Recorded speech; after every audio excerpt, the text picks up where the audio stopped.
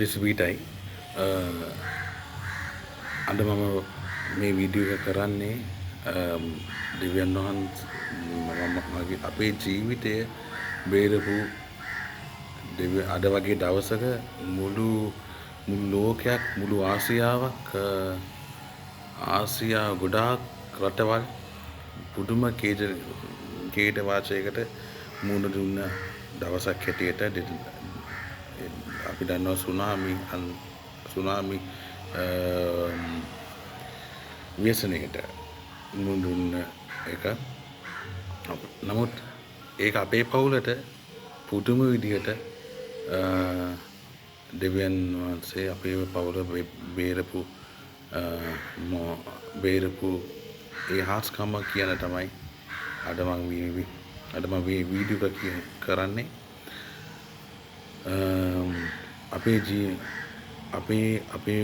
පවුලේ දෙවියන් වහන්සේ පුදුම හාස්කම් කරනවා. පොඩි හාස්කම පවා අපිට ලොකු හාස්කමක් ඒවා. අපි දෙවියන් වහන්සේ ස්තුති කරනවා.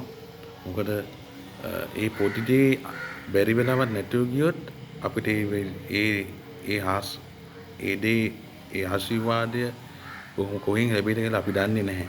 ඉතින් ඒක නිසා ලැබෙන හැමදාම වගේ අපිට දෙවියන් වහන්සේ මේ මම පවුලත් එක්ක ගත කරපු අවුරුදු ගාන හැමදාම වගේ අපිට දෙවියන් වහන්සේ පොඩි හාස්කම් කරලා පොඩි දේ වුණත් ඒක මහා ලොකු හාස්කමක් අපිට. ඉතින් ඒ හැම දෙයකටම අපි දවස ගානේ ස්තුති කරනවා. ඉතින් අද වගේ දවසක සිද්ධ වෙච්ච අපේ පවුලට සිද්ධ වෙච්ච හාස්කමක් තමයි දැන් කියන්න යන්නේ. එදා දෙවියන් වහන්සේගේ අනුග්‍රහය ඇතුව දෙවියන් වහන්සේගේ කරුණාව ඇතුව අපිට 2004 දෙසැම්බර් 22 වෙනිදා ඉන්දියාවට යන්න පොඩි සංචාරයකට යන්න අපිට කරුණාව හම්බුණා, අවස්ථාවක් හම්බුණා. ඉතින් මමයි අම්මයි තාත්තයි නංගි ගියා. දවස් 4කට 5ක සංචාරය. ඉතින් අපි ගිහිල්ලා ඉතින් එයාපෝට් එකෙන්ම දේව කරුණාවෙන් අපිට ඩ්‍රයිවර් කෙනෙක් හම්බුණා. ඉතින් එයා අපිව අරගෙන ගියා පොඩි කාමරයකට. ඒ කාමරේ තමයි අපි එතනදී අපිම උයාගෙන කාලා බීලා අපි ඒ කාමරේ හිටියා. ඉතින් පහුවෙන්දා ඉඳන් තමයි අපේ සංචාරය පටන් ගත්තේ. ඉතින් ඒ ඩ්‍රයිවර් ඇවිල්ලා අපිව යන්න පුළුවන් යන හැම ලස්සන තැනක්ම ඉන්දියාවේ තියෙන ලස්සන තැනක්ම බලන්න ගෙනිච්චා. ඉතින් 23 24 25 ওই දවස් 3 අපි 24 25 ඊට පස්සේ 25 වෙනිදාත් නත්තල් දවසේ ගත කළා. එක තැන්වලට ගිහලා ඉතින් පොඩි සැරසිලි ටිකක් තිබ්බා ඉන්දියාවේ. අපි වගේ අපේ ලංකාව වගේ ග්‍රහම්බීරව ලස්සනට නත්තල සමරන්නේ නැහැ. නමුත් පොඩි සැරසිලි ටිකක් තිබ්බා ඒ වගේ. ඉතින් ඉන්දියාවේ ඊට පස්සේ ඕව ටික බලලා ඉතින් අපි ගියා ඊට කලින් ඌටි කියන තැන් වලට. ඒක ඌටි කියන්නේ අපි මේ නෝරෙලි වගේ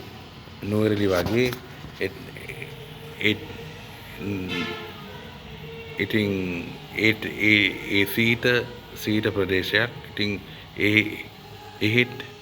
ඒ ඩ්‍රයිවර් අපිව ගෙනිච්චා. ඊට පස්සේ අපි ඔක්කොම ගෙනලා අන්තිමට රෑ වෙද්දී අපි හිටපු පොඩි කාමරයෙන් අපිව ගෙනල්ලා දැම්මා. ඉතින් 25 වෙනිදා. ඉතින් 25 වෙනිදාට අපි ගිහින් ගෙනල්ලා දානකොට ඩ්‍රයිවර් කිව්වා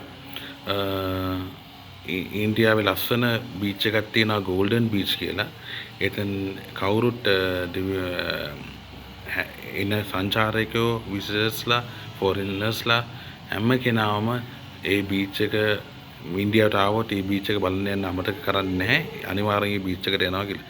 ඉතින් අපි කෑ ගහලා කිව්වා යන් එහෙනම් අපිත් යන්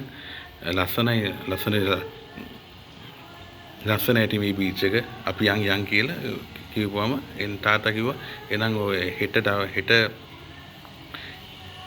හෙට උදේ අපි ඇඳුම් ටික ලෑස්ති කරගෙන අපි ලෑස්තිලා මෙතනට එන්නම්කෝ මේ ඔයා මෙතනට ඇවිල්ලා ඉන්න.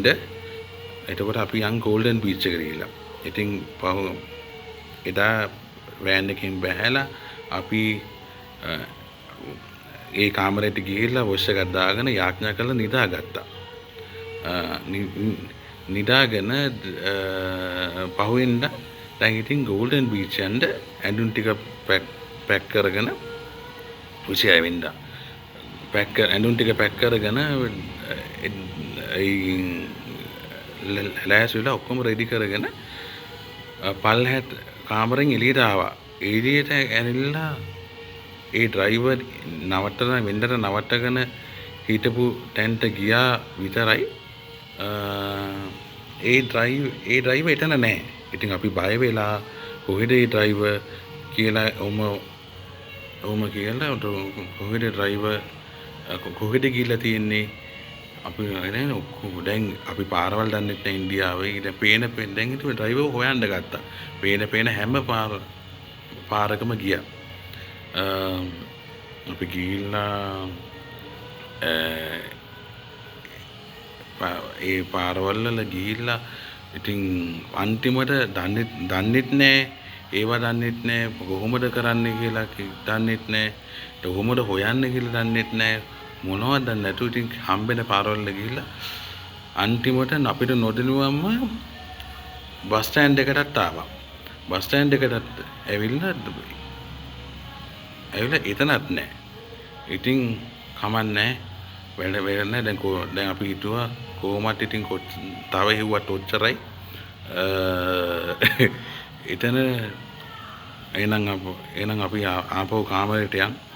හරි මහන්සි ඇවිදලා කියලා අපි අර ආපු දුරම අපි හිටපු කාමරේට කොහොම හරි ආවා. ඉතින්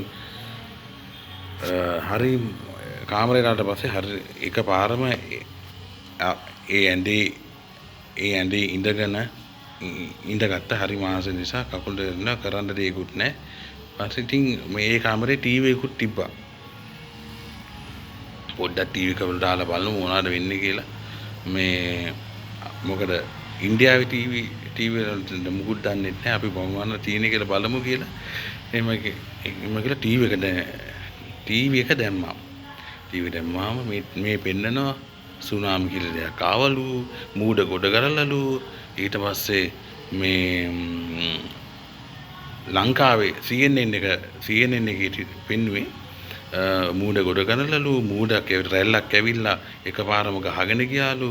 දැන් අපිට විකාර වගේ මේවා දකින්නකොට. එතකොට ඊට පස්සේ ලංකාවේ පෙන්නුවා ගාල්ල ගියාලු. ගාල්ල මිනිස්සු ඔක්කොම එකපාරම ගහගෙන ගිහිල්ලලු, මාතර ගිහිල්ලලු. අයියෝ ගෙවල් කැඩිලලු, ගෙවල් නැත්තරම නැති වෙනවලු. දැන් අපිට ඇත්තට පියන්න හල්සෑන සොයන්න වගේ මොකද වෙලා තින්නේ. ඊට පස්සේ තව ටික වෙලාවකින් පෙන්නුවා ගෝල්ඩන් බීච් එකේ හිටපු කිසි කෙනෙක්වත් ඉතුරුලා නැහැ. ඉතින් අඩි ගෝල්ඩන් බීච් එක කොහොම ඉතුරු වෙලා නැහැ කියන්නේ. ඉතින් එතකොට දැන් අපිට විශ්වාස කරන්න බැරුව ගියා. දැන් අපි මේ තප්පරයට කලින් එතනට යන්න නේද අපි හිතන් හිටියේ. එතකොට අපිව අපි නමුත් ඩ්‍රයිවර්ව නැති කරලා මෙච්චර දවස් 22 වෙනිදා 22 23 24 25 දවස් 4ක් අපිත් එක්ක තැන් තැන් වලට ගෙනිච්ච අපිව ගෙනිච්ච ඩ්‍රයිවර්ව නැති කරලා දෙවියන් වහන්සේ කලේ ලොකු හාස්කමක් නේද? නැත්තම් ඩ්‍රයිවර් හිටියනම් අපි අද ගෝල්ඩන් බීච් ගිහිල්ලා අදම එතකොට අපි ජීවිත මේ අද ජීවිතුන් අතරත් ඉන්නේ නැහැ. නමුත් ඩ්‍රයිවර්ව නැති කරලා දෙවියන් වහන්සේ අදටත් ඒ ඩ්‍රයිවර්ව හොයාගන්න බෑ. ඩ්‍රයිවර් නැහැ. නමුත් අපි ජීවිතුන් අතර ඉන්නවා.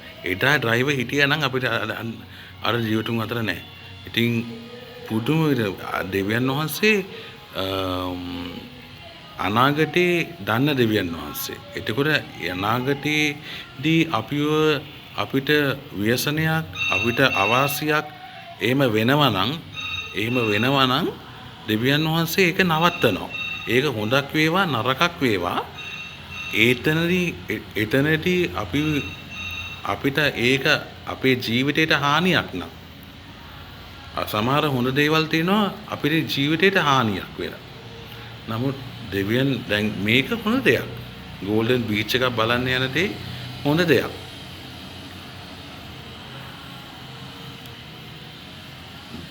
හරිද? ඒක දෙවියන් වහන්සේ කැමැත්තක් බීච් එකක් බලන්න. නමුත් මේ ඒ දවසේ එතනට ගියාම අපි ජීවිතුන් අතර ඉන්නේ නැහැ. මොකද ඒ දවසේ සුනාමි ආපු දවස. සුනාමි කියන නමක්වත් අපි දන්නේ නැහැ. හරිද? සුනාමි කියන්නේ මොකද්ද කියලාවත් දන්නේ නැහැ. ඒ වෙලාවේ. ඉතින් දෙවියන් වහන්සේ පුදුමාකාරයෙන් හරිද? අද්විතීය බලයෙන් උන්වහන්සේගේ අද්විතීය බලයෙන් ඩ්‍රයිවර්ව නැති කරලා අපේ පවුල මාවයි තාත්තවයි නංගිවයි අම්මවයි පුදුම විදියට ආරක්ෂා කළා. ඩ්‍රයිවර්ව නැති කරලා. ඉතින් සමහර දේවල් තියෙනවා උන්වහන්සේ ඒ දවසේ අපිට එතනට යන්න දෙන්නේ නැහැ. මොකද උන්වහන්සේ දන්නවා ඒ දවසේ ගියොත් අපි සමහර විට ගහගෙන අපේ විනාශය කියලා. ඉතින් දෙවෙනෝසේ ඒ දේවල් වෙන්නේ ඊට අරින්නේ නැහැ. ඉතින් උන්වහන්සේ ඒක තමයි කියන්නේ මව්කුසට එන්නත් පෙර උන්වහන්සේ අපිව දන්නවා. එතකොට උන්වහන්සේ අපි ගැන දන්නවා අපි අපේ ගැන දන්නවටත් වඩා. ඉතින් මේ සිද්ධිය මේ හාස්කමෙන් උන්වහන්සේ පුදුම විදියට මේ කළා. මගේ ජීවිතේම හාස්කමක් තමයි. මම මරණ පහකට මුහුණ දුන්න කෙනෙක්. නමුත් දෙවියන් වහන්සේ මරණ පහෙන්ම මාව බේරුවා. ඉතින් අද වගේ දවසක 2004 දී මම මේක කියන්න ඕනකම තිබ්බේ අද වගේ දවසක මේ මරණ පහෙන් එක මරණයක ඒ මරණ පහෙන් එක මරණයක මගේ අපේ පවුලේ ජීවිතේ උන්වහන්සේ බේරුවා. මොකද හදිස් බැරි වෙලාවට ඒ ඩ්‍රයිවර් එතන හිටියනම් ඒ වෙලාවේ මමත් අපේ පවුල ජීවිතුන් අතර නැහැ. ඉතින් දෙවියන් සියලු ගෞරවය මහිමය දෙවියන් වහන්සේට තමයි. So I thank God because He has done mighty and marvelous things in our family life. On a day like today,